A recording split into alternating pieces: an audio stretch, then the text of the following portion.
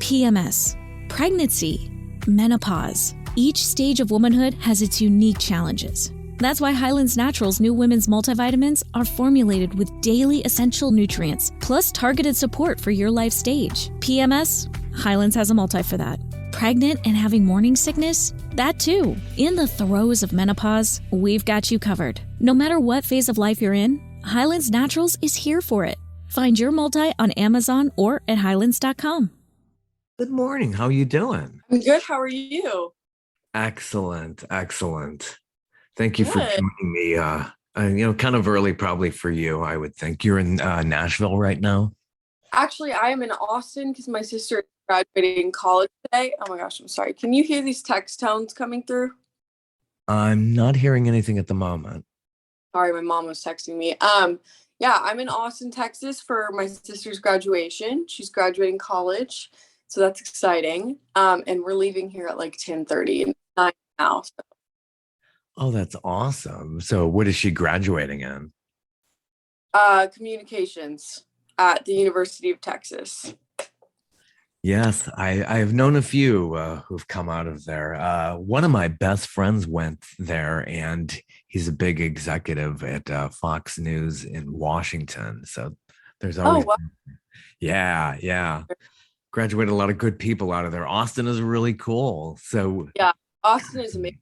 Honestly, Nashville, where I live, is pretty similar to Austin, and that's why I'm so comfortable there. Yeah, a lot of creative types. It must be a lot of fun. And then there's so much of a nightlife there too. Honestly, I wouldn't know yet. I'm about to be 21, May 31st. Not that I don't go out and like try to have fun, but I think my social life will probably change a lot when I turn 21. That's what my mom keeps telling me. She's like, it's going to be very different. She's like, your life begins when you turn 21. I'm like, I don't know about that, but we'll see. Just a number at this point. God, I remember I was finishing up school. I was turning 21. I remember that. It was just like, there was such a relief because, well, not that I was ever a huge drinker, but it was just like it's the thrill of the hunt. So I was able to get a hold of things that I probably shouldn't have gotten a hold of, but it was like, that was a lot of pressure off my back once I turned 21. Right. Yeah, that's funny. And it really is. It's a monumental year because I remember that year being the year that I knew I was going to go into television and film production and do this kind of communication stuff. And I did my internship when I turned 21 and had a blast. Yeah. No, it's definitely changing. 21 is like a pretty big change. I feel like it's like on to the next thing. We're 21 now. It's getting real. But you've known for a long time what you've wanted to do. And so a lot of people haven't figured it out at 21 and maybe even 31 and beyond. I mean, you've really had a pretty good idea. When did that first start? It started when you were a kid and you started writing and you knew that you could sing well? Yeah, I had always been a creative, and I knew that from a very young age. And I kind of just growing up, I couldn't find my thing. Everyone in my family has a thing and they are extraordinarily good at their thing. And, I'd try different things out. I'd try their things out and I just never quite was good. Like, I was always good at what I was doing. That's the thing. I was always good at it, but I wasn't their level. And so that kind of drove me crazy. They still loved me and supported me, of course, but it drove me crazy because I'm like, everybody here. I mean, my sister was a D1 All-American athlete for volleyball played volleyball at SMU. And then now she's transferred to University of Texas. And then my dad played D1 football at University of Texas. My mom modeled back in the 80s and she was a pretty significant model back in the 80s. And so I'm like, what's my thing? Hello. And I was always really good at art and poetry and everything in that realm. It takes a lot. It really does to really to compete. Is that a kind of a Texas thing? It seems like, because people are such high achievers in families like that. I don't know if it's a Texas thing. It's kind of just, I guess who knows? My inner circle and our family's friends, they're all, they've all been very successful in what they choose to do in life. And that can be intimidating, encouraging, but intimidating. Especially because, there's a sense of relief for me because my dad and my mom are very supportive, and they're also very good role models. And they're like here for me with whatever support that I need, and you can do it. And how do we help you? But then there's also a sense of intimidation because this is a weird career path. Yeah. Nobody, You're conventional. that I know, nobody in my family has ever said, hey, I'm going to go be a musician. I'm going to do this. They are business-minded people, athlete-minded people. So they have an insane amount of dedication and drive where it matters. But when it comes to the creative part of it and like the risk taking of being a musician, they're like, I have no idea what to tell you. That is your realm. You do you, and we will support what you want to do, but I don't get it. I don't get it, but you're good at it. I don't understand it, but do your thing. And so that was kind of, when it came to making the decision for going to college and doing that, it was a big argument within my family because the norm is you go to college, you get your degree. And I don't know if that's like a Texas thing or what, but everybody in my family was like that. And so it was very scary for them, I think, whenever I just was like, listen, I had amazing grades. Everything was fine. I was in college for, I think it was like a year and a half. And I finally just broke down. I think like being a creative, I am probably more emotional than the average human. But I just was like, school was so draining for me. And it wasn't even the academic part. It was like, I've got one foot in this world and one foot in something completely separate. And I felt like I wasn't doing what I was passionate about. I felt like any degree at the school I was going to would not support me with what I actually want to do with my life. And that was a hard conversation to have with my dad, especially because he made insane connections by going to college and playing for the University of Texas. But I couldn't find any connections or really much benefit at all doing that and being in school. And I think in a lot of careers, it is great. And it is a very important thing to have your degree, and you need a degree to get a lot of jobs. But, I wasn't trying to do anything that my dad was doing. I wasn't trying to work for him. And I had to explain that to him. I'm like, listen, I understand you wouldn't look at my resume if I didn't have that I graduated college on here, but you also wouldn't look at my resume because I would never give you my resume. I'd never want to do what you do. Like, respect to you. You are great at what you do, but I have a different calling in life. And so I think once they understood that and really just how draining it was for me, not following what I feel like I was born to do, they were like, fine, we'll try it your way. And I picked up and I moved to Nashville alone.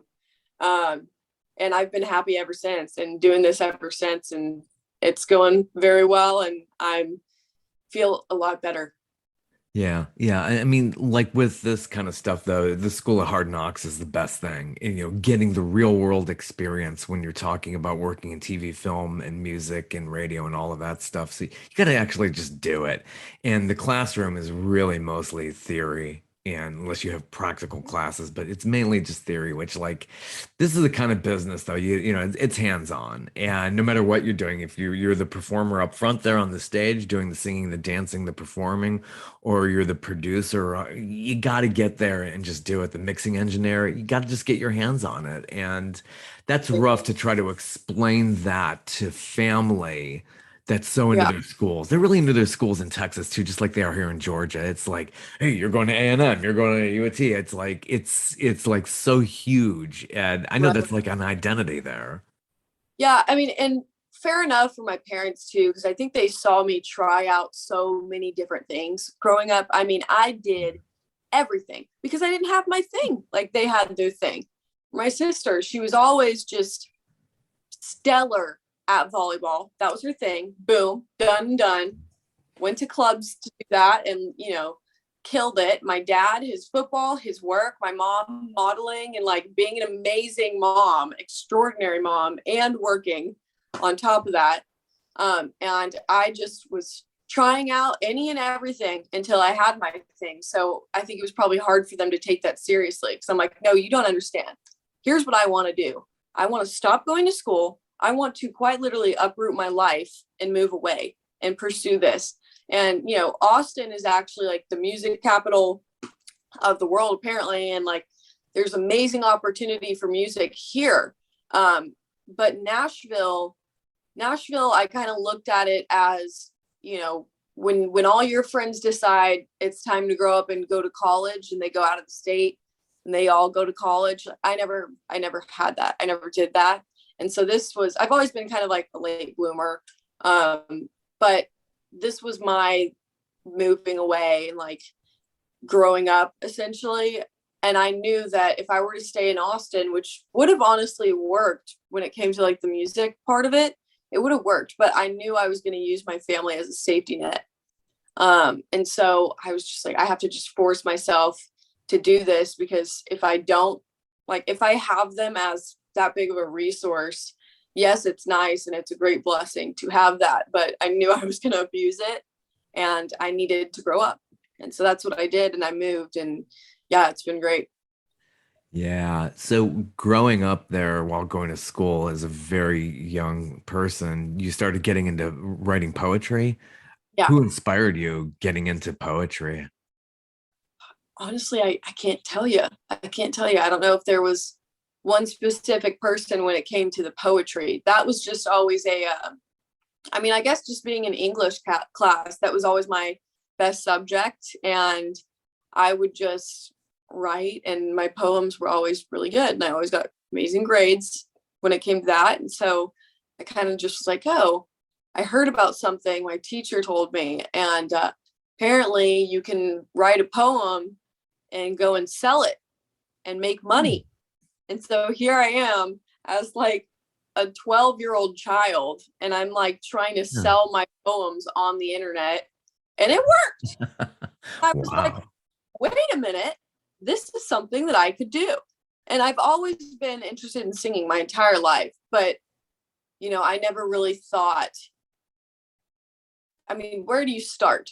Right. Especially living in Austin, and like my family.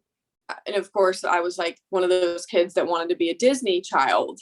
And that was my biggest dream at the time. But of course, all of those girls, they go into pop music, Miley Cyrus, Selena Gomez, and they have these insane successful careers. But that's who I was looking up to at the time. And I was like, how do you even start? So I just literally broke down to my mom, and I'm like, please let me audition. Like, I want to do this so bad. And also I was pretty bullied growing up, I would say. Like, I don't want to say it was horrible, but, you know, it was pretty bad. And I felt pretty out of place a lot of times. And I think part of that comes from being like a super creative person. Lucky Land Casino, asking people, what's the weirdest place you've gotten lucky? Lucky? In line at the deli, I guess? Aha, in my dentist's office.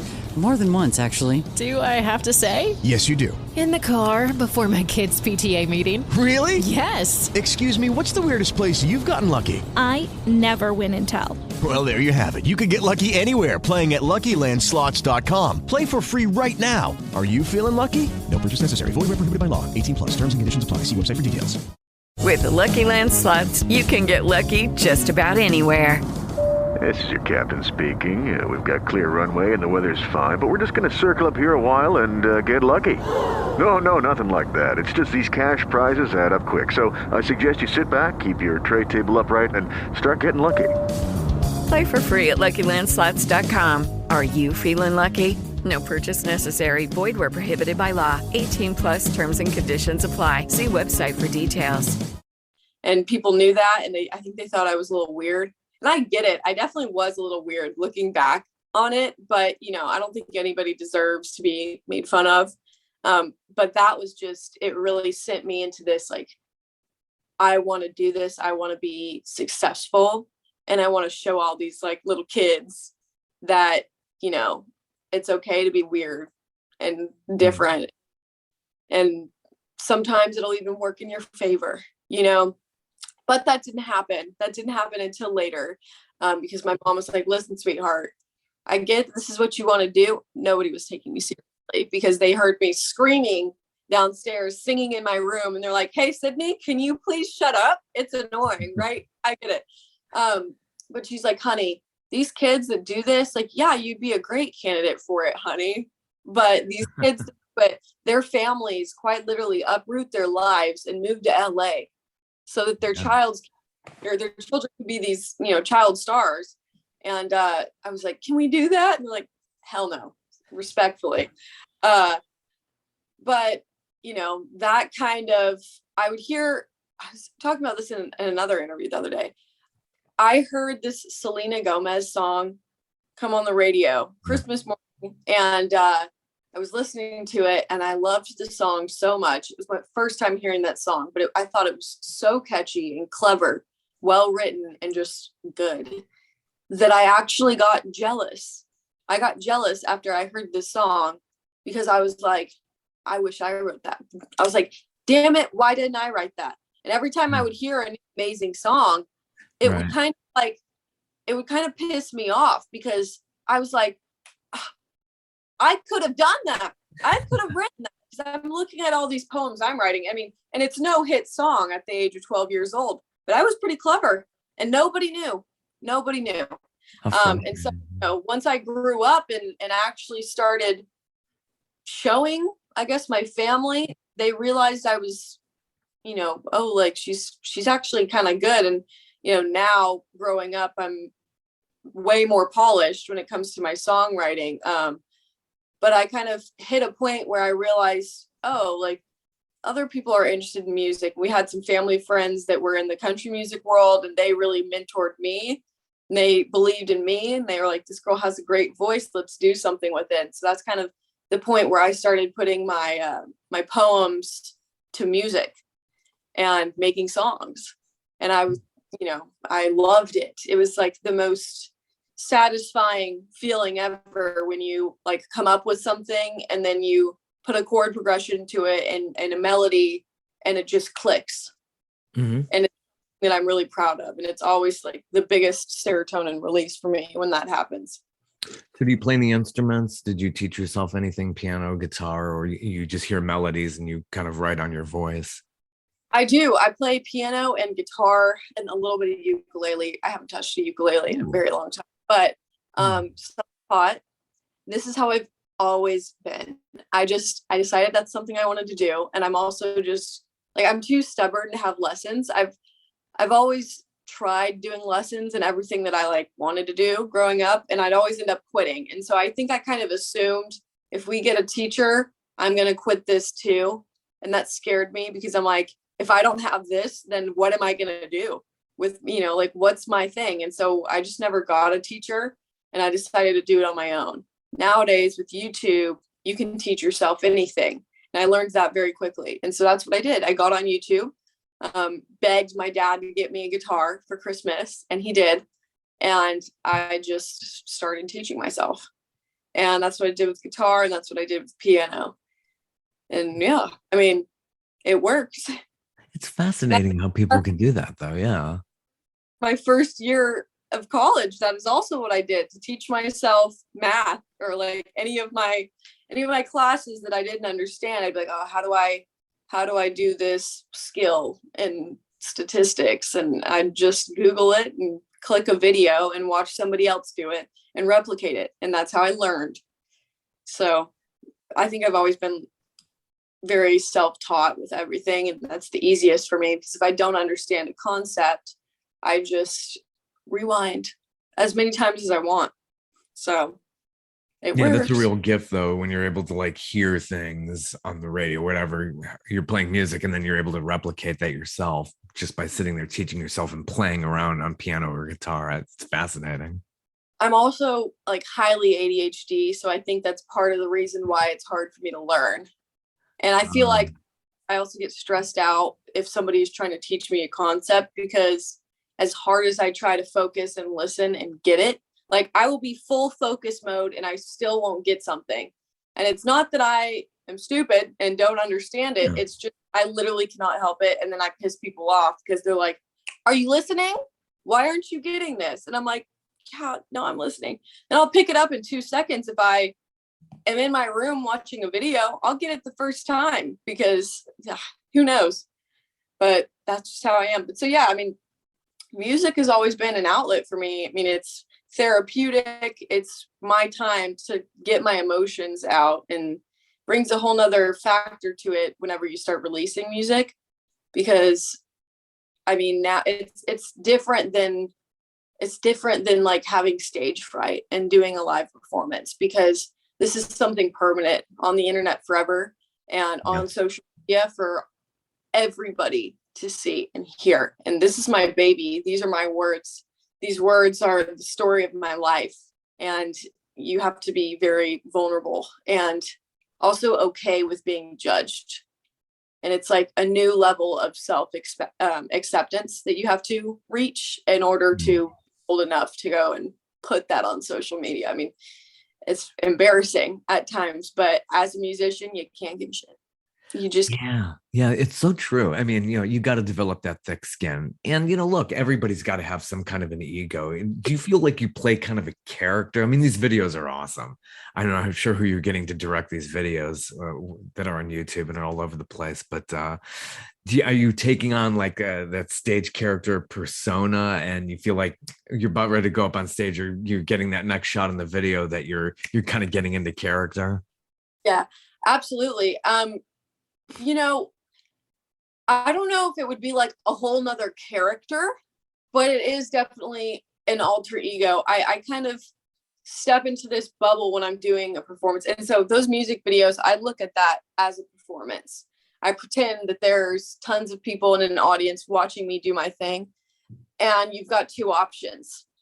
And I kind of look back to, growing up and like being bullied and just being fearful, just like walking down the school hallway, feeling like I'm being judged. Everybody's looking at me. People are going to pick on me. They're going to say mean things to me. And they did. And I think that was really, really scary for me. And it made me very shy and introverted. And it kind of converted and I carried that into my adult life in a sense. But my passion for music and what I do is bigger than that. So I definitely feel the effects of it still. But when I get on stage, I have two options. I'm either going to crash and burn and break down like I did when I was younger, when people were judging me, because I'm putting myself on full display to be judged by everybody willingly. It helped me grow up. It helped me be a confident person. So I don't know if it would be a different character that I step into, but it's an alter ego that is the best version of myself, because I make a decision every time I step on stage, do a performance, or shoot a video. And that decision is, am I going to crash and burn and break down and cry and run off the stage? Or am I going to literally be a boss and be the best version of myself and impress everybody in the room and have that confidence? And I do. I pull through, and it's something I'm proud of. And, it is scary every time. It gets easier each time, but it's funny because people would probably look at me, people that follow me. I'm bold. Like, I post what I want to post. I don't care. And, especially going to the high school that I went to, the private, it's like a religious school and everything. And so I definitely was posting things differently than what the other girls in my school were posting. And I got kind of roasted for that. But I just stopped caring. I mean, the stage presence that I guess the version of myself I would turn into whenever I got on a stage, helped me a lot in real life, because I stopped caring. I said, I'm going to take risks. I'm going to do what I need to do. I'm going to get it done. And I don't care who's watching. And I don't care who has something to say about it. So, yeah, it gets better as you get older. It's like, who cares? Once you get up over certain milestones in life, who cares? I mean, I think everybody comes to that point in their life eventually, like you just stop giving a crap. But I came to that point in a very dramatic way. I had to literally do something that, I mean, all my friends were, you're crazy. You're about to get up on stage in front of our entire school, faculty, staff, like principal, every single person, every classmate, everyone that's made fun of me. And I'm about to get on stage and sing in front of them 2 songs. And I did. And that was like, I told myself, if I can do that, put me in an arena. I don't care, because these are the people that I've got close relationships with, my peers, some people that have like been mean to me in the past, and I had horrible like in high school, but it definitely, it was terrifying. And yeah, I mean, and I know for a fact I definitely got made fun of by some of these kids for doing that, but I didn't care. Like, this is actually funny person to reference right now, but Addison Rae, the TikTok star, a lot of people I think judge her and make fun of her sometimes. I'm sure. I heard her do it the other day, and it really resonated with me. She was like, people come at you and they're like, oh my God, like that's embarrassing. I wouldn't do that stupid cringy TikTok dance. That's embarrassing. And she was like, I mean, maybe it's embarrassing for you. It'd be embarrassing if you did it, but it's not embarrassing for me. And then she goes, nothing that you love to do is embarrassing. It might be embarrassing for them, but if it doesn't embarrass you to do it. And I was like, facts, like that is honestly how I've tried to live my life. I just didn't have the words that she had when she, explained that. But I'm like, yeah, I mean, that is the definition of me growing up and not caring. I'm going to do what I want to do because, like these kids are making fun of me because they wouldn't do that because it's embarrassing and it's cringe, but it's not cringe and embarrassing for me. It's what I love. And one day I might reach a point where. Okay, round 2. Name something that's not boring. A laundry? Ooh, a book club. Computer solitaire, huh? Ah, sorry, we were looking for Chumba Casino. That's right, ChumbaCasino.com has over 100 casino-style games. Join today and play for free for your chance to redeem some serious prizes. ChumbaCasino.com. No purchase necessary. Void where prohibited by law. 18+ terms and conditions apply. See website for details. Lucky Land Casino, asking people, what's the weirdest place you've gotten lucky? Lucky? In line at the deli, I guess? Aha, in my dentist's office. More than once, actually. Do I have to say? Yes, you do. In the car before my kids' PTA meeting. Really? Yes. Excuse me, what's the weirdest place you've gotten lucky? I never win and tell. Well, there you have it. You can get lucky anywhere, playing at LuckyLandSlots.com. Play for free right now. Are you feeling lucky? No purchase necessary. Void where prohibited by law. 18+. Terms and conditions apply. See website for details. Hopefully I'm so successful at it that, I mean, people don't look at Ariana Grande and Justin Bieber and think, cringe, I can't believe him or her is singing on the stage. That's cringe. No. It's like highly respected and really cool and different and abnormal. So I'm like, embrace your weird. Yeah, these people have earned huge success. You can't argue with success. And they're still going to get skewered. They're still going to do skits about them. And, then there's tasteless jokes about them. So I'm sure, that does. And it does affect them. And they've had their struggles publicly. I'm sure that's got to be very weird at times. But at the end of the day, gosh, you can't argue with success. They did all the right moves. They have done very well. Tell myself too, everybody started somewhere.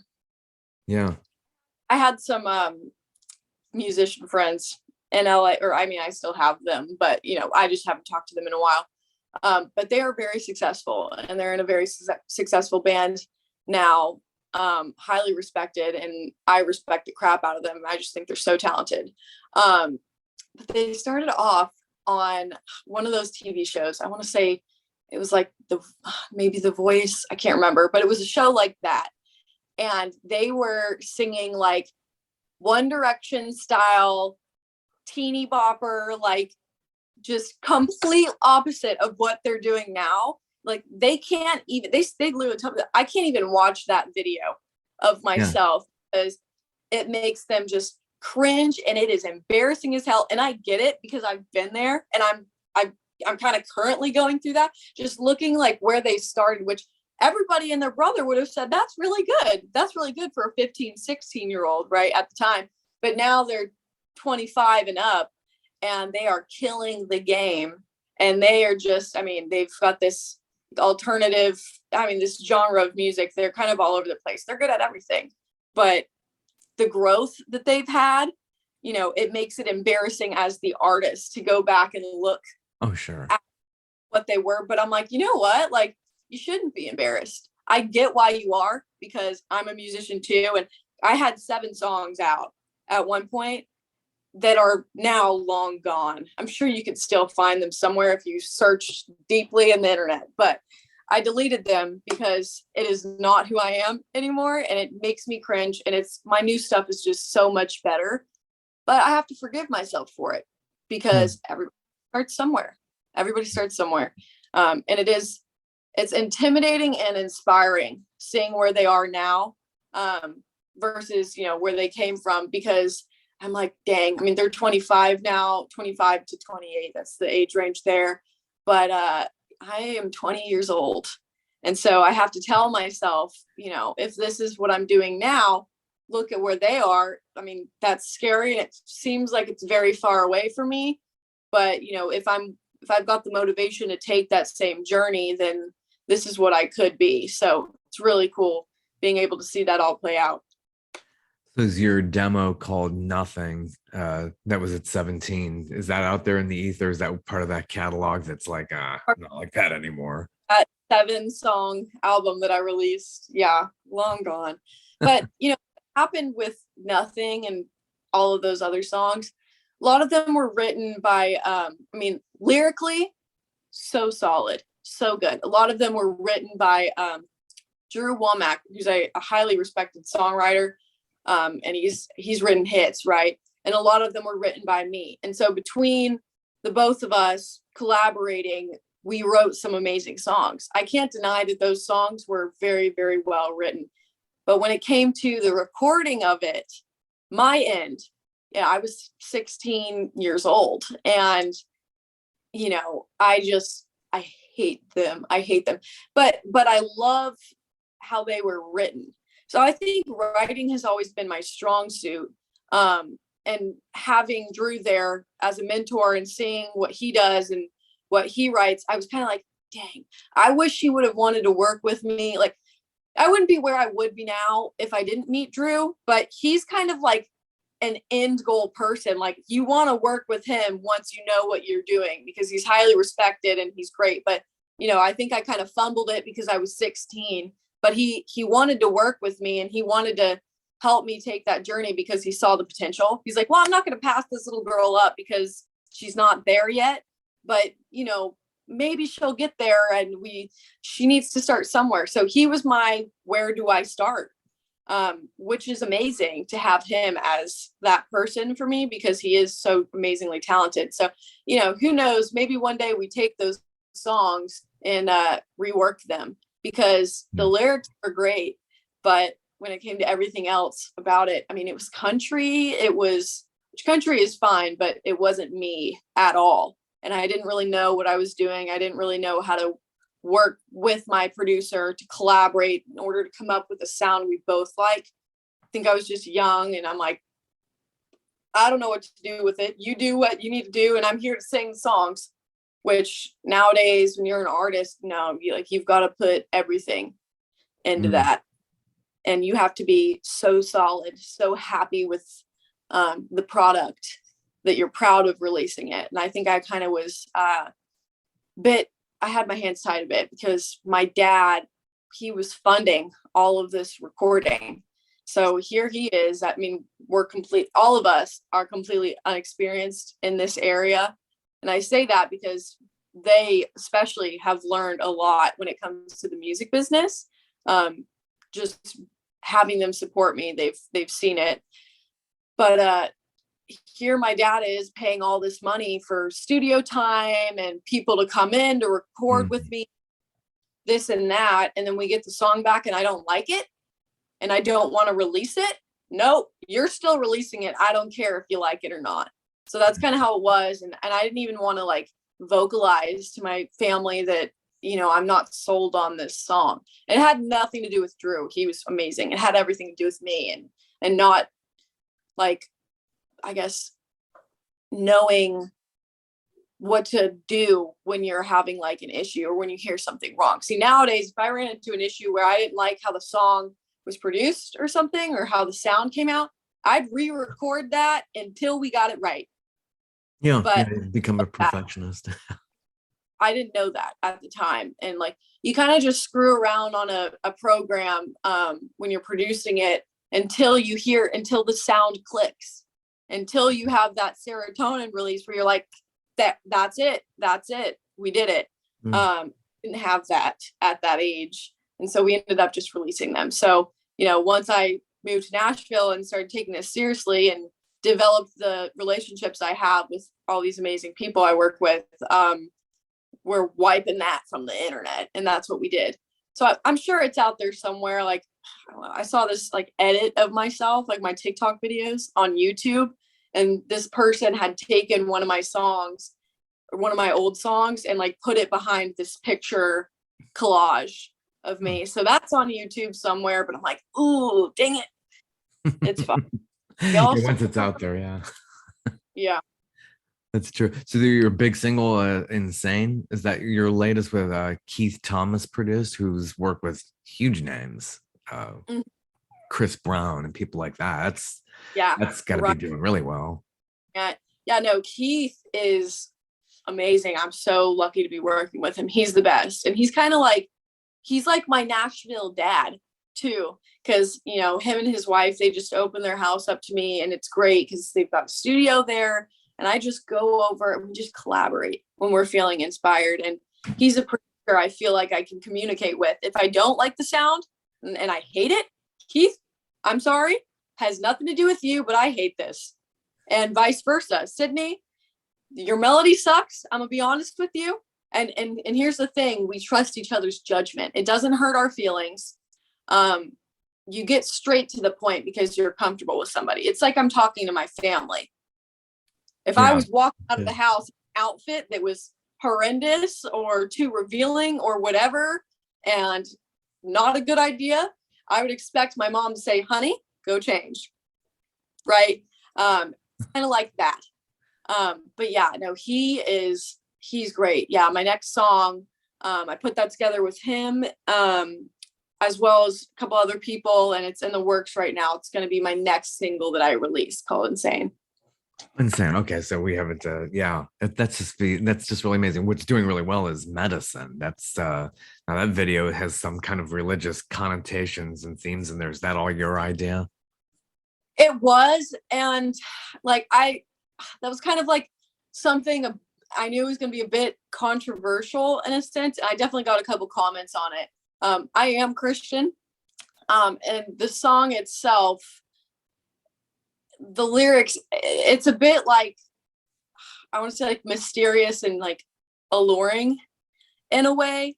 And I kind of used that place where, you know, where we recorded it more as like a gothic, dark theme in a sense. And then I know it's got, you know, religious connotations to it, but I didn't think too much about it. I didn't really care. I knew people would probably really look into that and be like, oh, like somebody was like, she sold her soul, guys. I'm like, no, I didn't. No, I didn't. I still go to church, girl.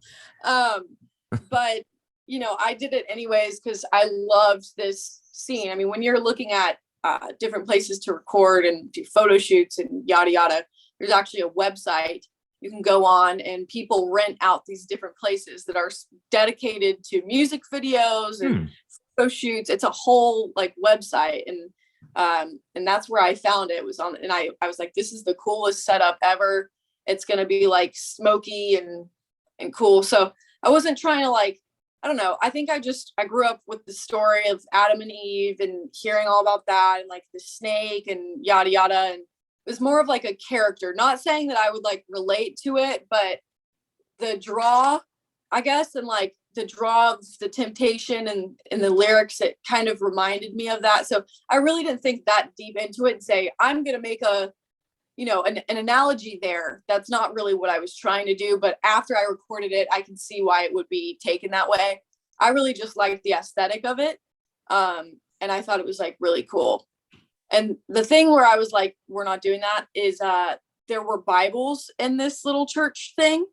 And I was like, let's take the Bibles out of here. Cause then I was like, it's really going to be a thing. I mean, this was more of just like a setting and, the cross. I mean, this was a setup. It wasn't a real church. It was a complete setup, was not legit. And the cross was a big old like neon lit up sign. So it was more like a really cool gothic-y nightclub in my eyes. And that's why I was like, let's take the Bibles out of here. I don't want to, disrespect anybody in a sense. And, I think there were probably a couple people that had some stuff to say about it. And I get that. And I know that. And I know that's moving forward going to happen each time.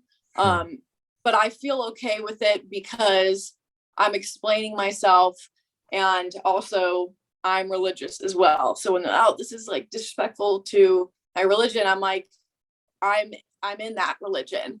And I hear you, but let me clear some things up. This was not what you think it is. This is just a setup. And, I go to church and I'm praying for you, girl. And I hope you're praying for me. And I did not sell my soul. Like, we're good. Beautifully directed. Is that as a director, somebody you know? Jordan. His name is Jordan. And he is, oh my God, amazing. I didn't expect it on, like when I got to LA, I didn't really do much research. I just trusted my team because they set me up with him. And he showed up with a truck full, an entire, like a van, an entire crew. Like it was the most legit. It looked like we were filming a reality show. It was an entire crew, an entire setup, fog machines. They were on it, ready to go. And on top of that, Jordan's young. All these people I was working with, they were my age, close to my age, a little bit older than me, which was very impressive. But he was on it, man. He was on it, and he was quick with editing it and great with direction and hearing what I had to say as an artist. Here's what I'm trying to do and make it look like. And it was so fun working with him. And I got into a horrible fight with my ex-boyfriend that day. And so it really, really threw me off. But I know, like, you got to be professional about these things. And this was something I'd been caring for. I'm like, really? Today? We got to fight today? Like, I need to be on my game. So I blocked that out. I got into my character, my alter ego, where it's the I don't care mode. And I went and I killed that day. And I was really proud of myself for faking it. I mean, people ask me, like, in these interviews, like, oh, like, what is a quote that you live by? I'm like, well, this is going to sound bad, but fake it till you make it. My mom has always told me that, but I'm like, we can't be having breakdowns. We can't feel bad for ourselves right now. Crap is going to happen. You got to pull through. And so that's what I did. You fake it until you make it, and then until you believe it. Mm-hmm. And so once I got into that zone, like my bad B zone, I really was able to, like, embody this character and put on a performance. And, this was my first music video was Angel, but this was different. This was a very planned where I had a lot of say in what it turned out to be. And so I took it very, very seriously. Different than the first time in many, many aspects. And I'm so happy with how it turned out. I mean, I thought it was great. It was great experience.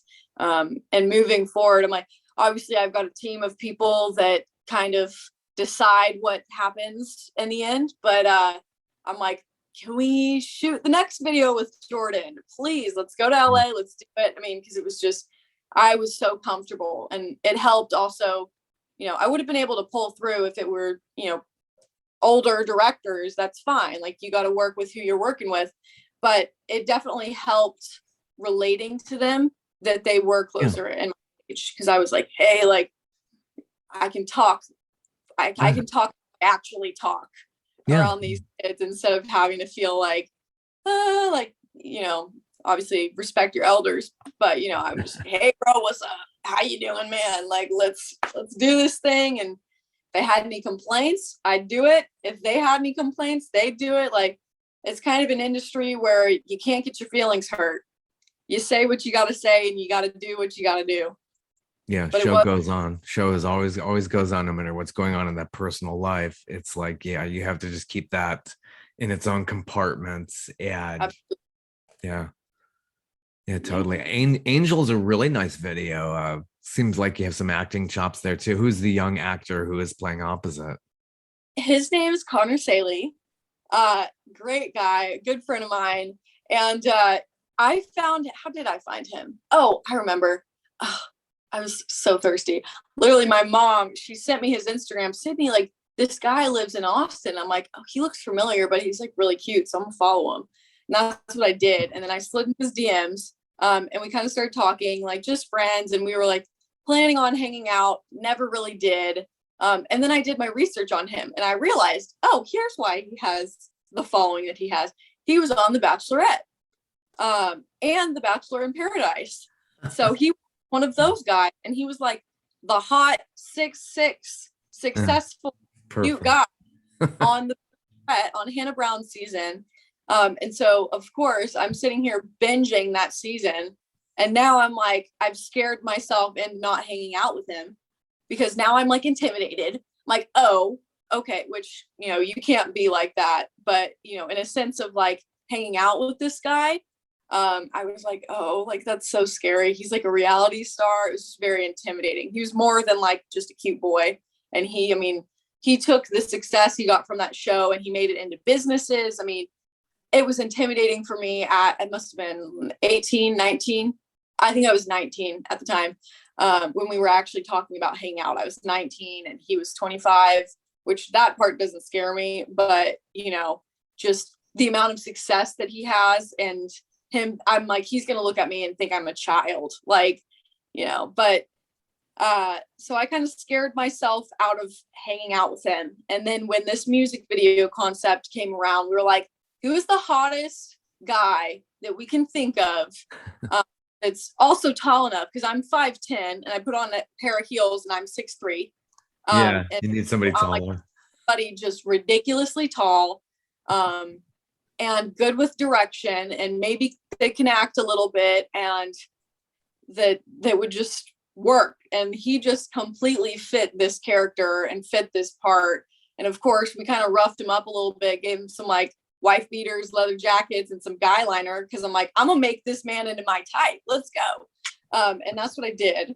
But when I tell you, meeting him for the first time, I mean, after my team reached out to him, he was like, yeah, I'll do it, which we've never met at this point. We've talked about hanging out, like going on a date, but we've never met because I've scared myself into doing it, and it just didn't end up working out. So now he's being casted for this music video, and I'm like, oh my God, like the first time I meet him, he's going to have to play boyfriend. That's terrible. Yeah.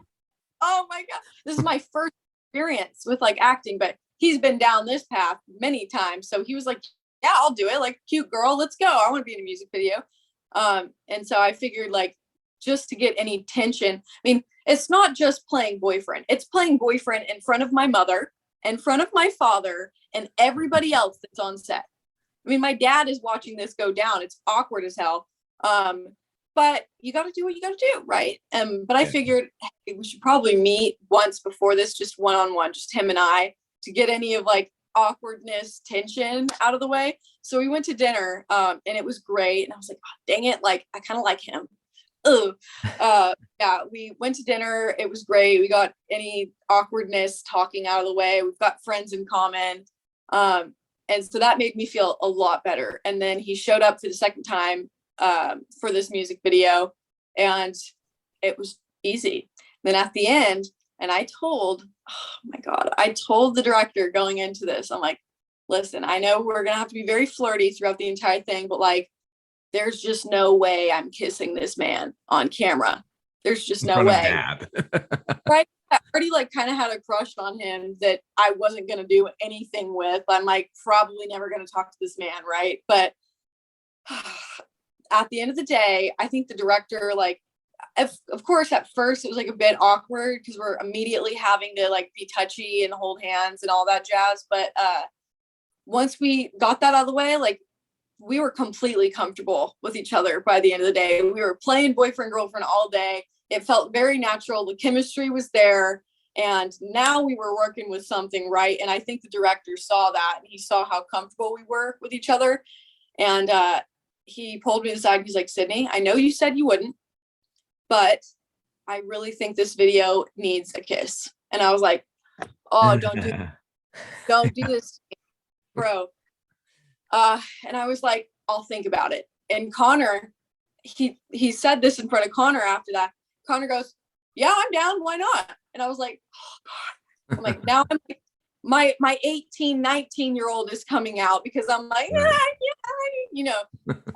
like, okay, I need to decide if I'm gonna let this happen. Like, of course I wanted to kiss him, but I'm like, my first kiss with this man is about to be on camera, like for everybody to see. What?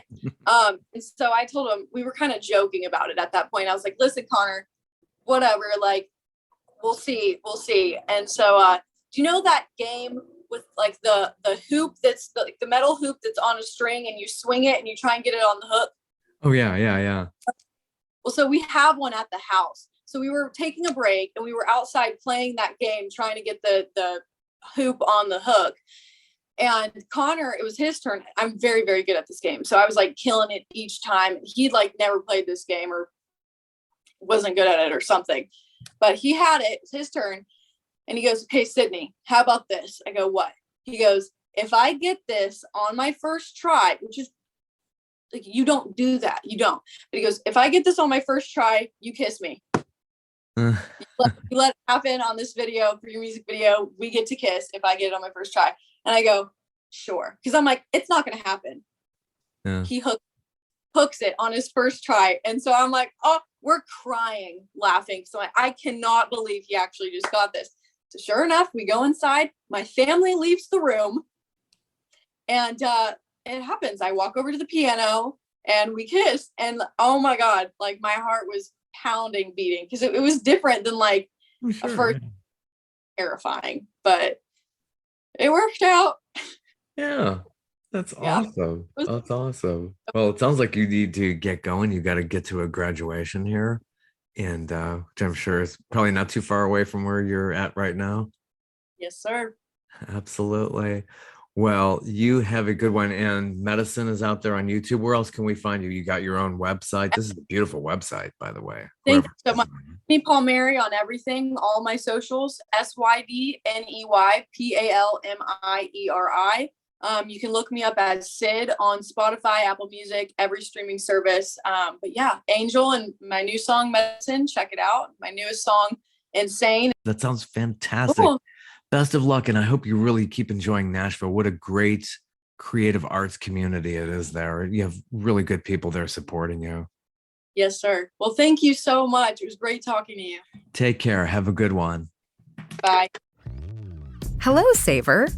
Whether you're saving for that trip to the tropics or saving for an emergency, now is the time to take advantage of Wells Fargo's savings options.